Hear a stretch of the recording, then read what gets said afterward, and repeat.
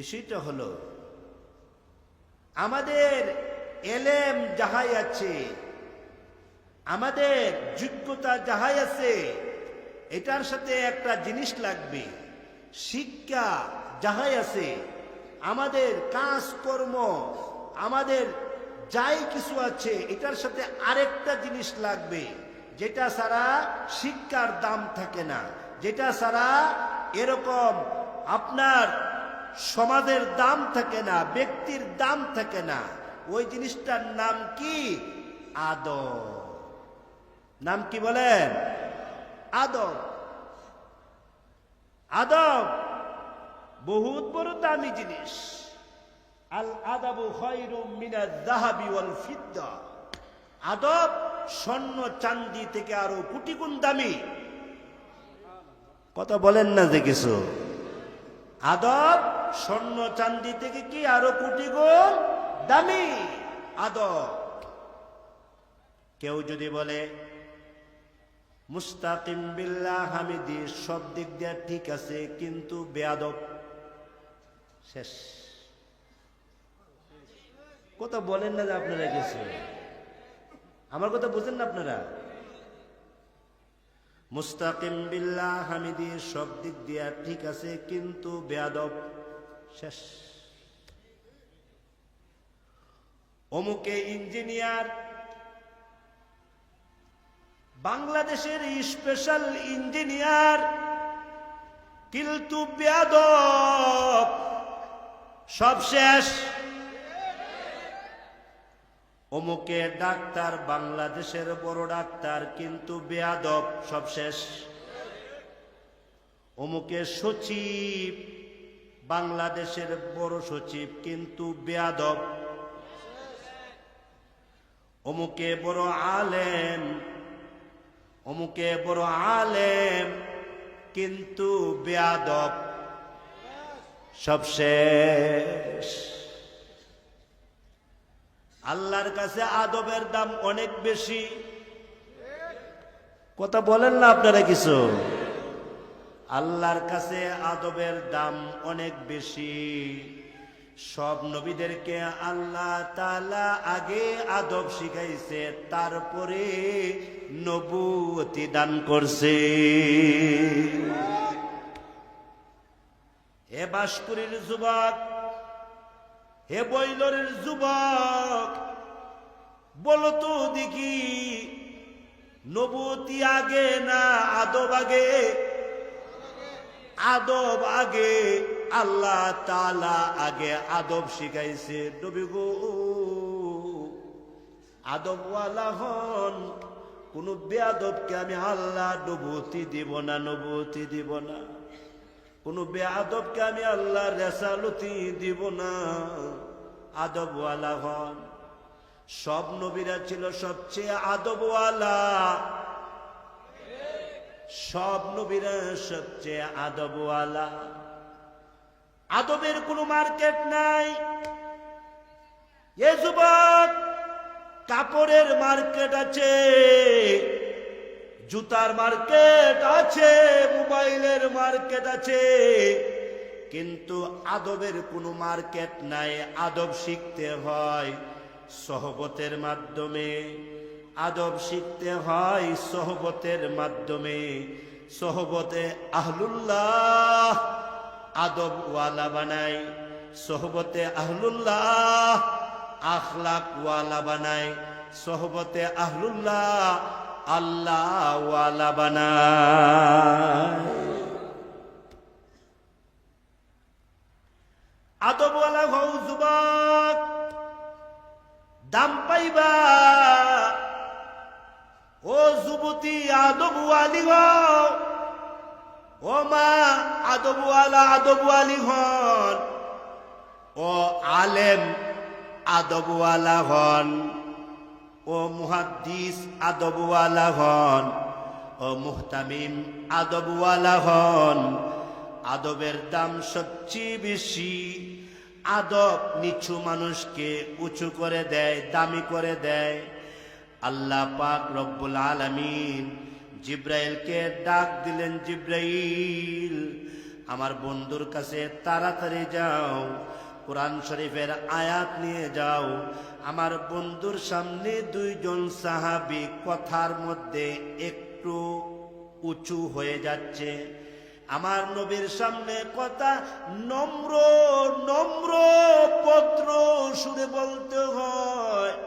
উনি আমার নবী, উনি বিশ্ব নবী, উনি রহমতের নবী, উনি বরকতের নবী, উনি মাগফিরাতের নবী, উনি নাজাতের নবী, উনি হইল রহমাতুল লিল আলামিন, আর আমি হইলাম রব্বুল আলামিন।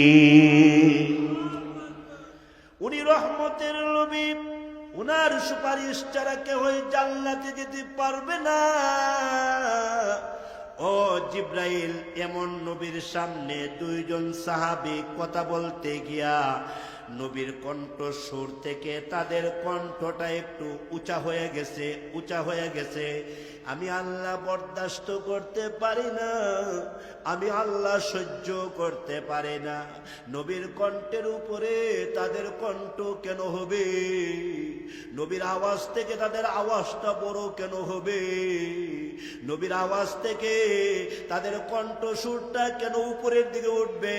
না, আমি আল্লাহ বরদাস্ত করতে পারি না, সহ্য করতে পারি না।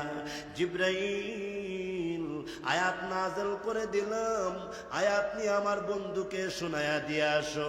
আমার বন্ধুর মাধ্যমে এদেরকে সাবধান করে দিলাম, সতর্ক করে দিলাম, কেয়ারফুল, বি কেয়ারফুল। সামনে যাতে আর কোনোদিন এমন না হয়। এমনি তখন আয়াত নিয়ে আল্লাহর নবীর দরবারে আসলেন। আল্লাহর নবীর দরবারে এসে সালাম দিলেন, আসসালাতু ওয়াসসালামু আলাইকা ইয়া রাসূলুল্লাহ, ইয়া হাবিবাল্লাহ। আল্লাহর রাসূল বলেন, আখি জিব্রাইল। হ্যাঁ জিব্রাইল। এমনি ডাক দেখো, কি ব্যাপার? বলে কোরআন শরীফের আয়াত নাযিল হইছে। আল্লাহর রাসূল বলেন, আয়াত? বলে হ্যাঁ আয়াত। জিব্রাইল, আমার কলিজা শীতল হয়, আয়াত নাযিল হলে আমার কলিজা ঠান্ডা হয়, আয়াত নাযিল হলে আমার কলিজা শীতল হয়। জিব্রাইল দুনিয়ার মানুষকে তার মা বুঝায়, মা মারলে বাবা বুঝায়, বাবা মারলে মা বুঝায়, বড় ভাই মারলে ছোট ভাই বুঝায়, কিন্তু আমার তো কেউ নাই, আমার মা নাই, আমার বাবা নাই। জিব্রাইল, আমি আন্তর্জাতিক এতিম। আমার কাছে কোরআনের আয়াত নাযিল হলে মা তার সন্তানকে সান্ত্বনা দিলে যেমন কলিজা ঠান্ডা হয়, তার থেকে বেশি কলিজা ঠান্ডা হয় আমার কাছে কোরআন শরীফের আয়াত নাযিল হলে। আমি কোরআন শরীফের আয়াত চাই। আমি বারবার আকাশের দিকে তাকাই, আল্লাহ যাতে একটা আয়াত নাযিল করে। একটা আয়াত নাযিল হইলে আমি কিছুদিন আমার কলিজাটা ঠান্ডা থাকে, শীতল থাকে। আল্লাহু আকবার বলবেন না? আল্লাহু আকবার। হে জিব্রাইল, কোন আয়াত নাযিল হইল? জিব্রাইল আলাইহিস সালাতু ওয়াস সালাম বলেন, আপনি তাড়াতাড়ি আবু বকর এবং উমরকে বলেন। আবু বকর এবং উমরের বিরুদ্ধে আয়াতটা নাযিল হইল। আবু বকর এবং উমরের শানে আয়াতটা নাযিল হলো। এমনি আল্লাহর রাসূল বলেন, ইন্না লিল্লাহ। আবু বকর এবং উমরের ব্যাপারে বলে হ্যাঁ, তারা কি করছে? বলে তারা আপনার সামনে তাদের কণ্ঠটা কেন উঁচু হয়ে গেল? আপনার সামনে তাদের কণ্ঠটা কেন বড় হয়ে গেল?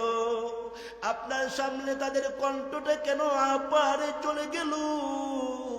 আল্লাহ সহ্য করতে পারেন নাই, আল্লাহ বরদাস্ত করতে পারেন নাই। আল্লাহ আয়াত নাযিল করছে, তাড়াতাড়ি আপনি আবু বকর এবং উমরকে সতর্ক করেন। আল্লাহর রাসূল বলেন, আবু বকর একটু স্টপ হন, হে উমর একটু বন্ধ হও, একটু স্টপ হও। আমার কাছে আয়াত নাযিল হইল। জিব্রাইল আলাইহিস সালাতু ওয়াস সালাম আয়াত দিলেন, ইয়া আইয়ুহাল্লাযীনা আমানু, ইয়া আইয়ুহাল্লাযীনা আমানু, হে আমার ঈমানদার, হে আমার মুমিন, এর থেকে মজার শব্দ আর কোরআন শরীফে আর দ্বিতীয় কোনো শব্দ নাই। সবচেয়ে মজার শব্দ হইল ইয়া আইয়ুহাল্লাযীনা আমানু, বলেন না ইয়া আইয়ুহাল্লাযীনা আমানু, আরে বলেন না, জোরে বলেন না, ইয়া আইয়ুহাল্লাযীনা আমানু, ইয়া আইয়ুহাল্লাযীনা আমানু। সবচেয়ে মহব্বতের শব্দ আল্লাহু আকবার বলেন। সবচেয়ে মহব্বতের শব্দ হলো ইয়া আইয়ুহাল্লাযীনা আমানু। তার মানে কি? আপনি আপনার সন্তানদের যে বলেন, হে আমার কলিজার টুকরা আব্দুর রহমান, হে আমার কলিজার টুকরা আব্দুর রহিম, হে আমার কলিজার টুকরা আব্দুল গাফফার। আব্দুল গাফফার আবার পাল্টা জবাব দে, জি আব্বু, আসসালামু আলাইকুম আব্বু, আসসালামু আলাইকুম। যেমন ডাক দে তেমন জবাব পায়, ডাক যেমন জবাব তেমন। ডাকটা যদি মহব্বতের হয় জবাবটাও মহব্বতের আসে। আব্বু আসসালামু আলাইকুম, আব্বু আমারে কেন ডাকছেন গো? আব্বু আপনি আমারে কেন ডাকছেন? কলিজার ময়না জাদু বলে ডাকছেন। হে আমার জাদু রে, আমার মনারে, হে আমার কালু রে, এমন কই আব্বু আমারে কেন ডাকছেন? আব্বু বলেন না, আম্মু বলেন না। আল্লামা নানুপুরি রহমাতুল্লাহি আলাইহি, পীর সাহেব নানুপুর, আল্লামা জমির উদ্দিন রহমাতুল্লাহি আলাইহি প্রায় বলতেন, আমি যখন নামাজে দাঁড়াই আর ইমাম সাহেব যখন বলে ইয়া আইয়ুহাল্লাযীনা আমানু, আমার মন চাই নামাজের ভিতর থেকে জবাব দিতাম লাব্বাইক ইয়া রব্বি। আমার মন চাই নামাজের ভিতর থেকে আমি বলি লাব্বাইক ইয়া রব্বি। আল্লাহ আমারে কেন ডাকছেন? আল্লাহু আকবার বলেন, আল্লাহু আকবার। আল্লাহ আমারে কেন ডাকছেন?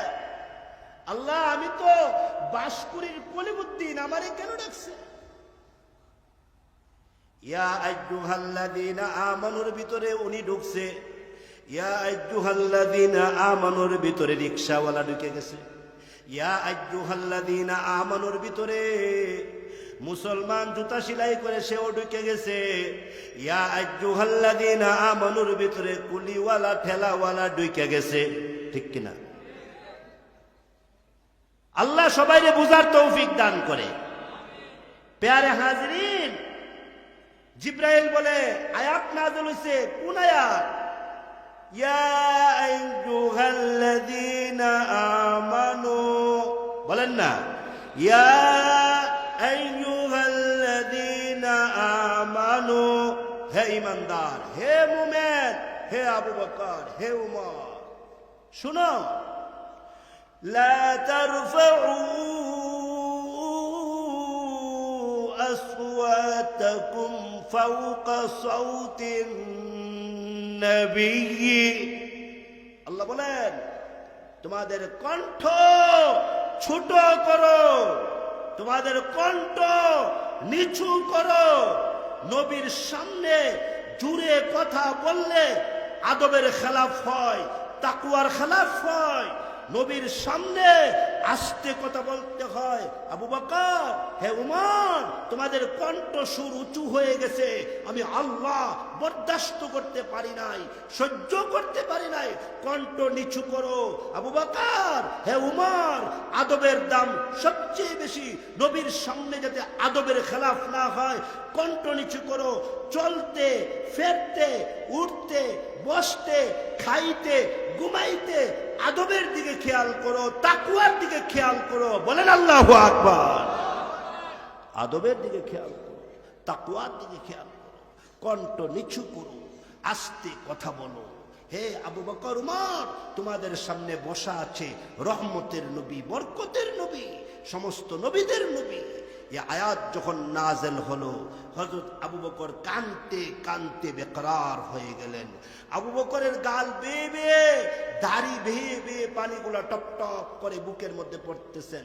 হযরত ওমর রাদিয়াল্লাহু আনহু সাথে সাথে বললেন, আল্লাহর নবী অনুমতি দিলে আসি। বলে ঠিক আছে যাও। হযরত ওমরকে সেজদায় পড়ে গেলেন। সেজদায় পড়ে চিৎকার দিলেন, প্রভু বুঝতে পারি না, ওয়াল্লাহি হয়ে গেছে, অপরাধ হয়ে গেছে। আল্লাহ আপনি আমারে মাফ করে দেন, ক্ষমা করে দেন। ওয়াদা দিলাম গো, আর কোনোদিন আদবের খেলাফ করব না, আর কোনোদিন আদবের বাহিরে যাব না, তাকওয়ার খেলাফ করব না।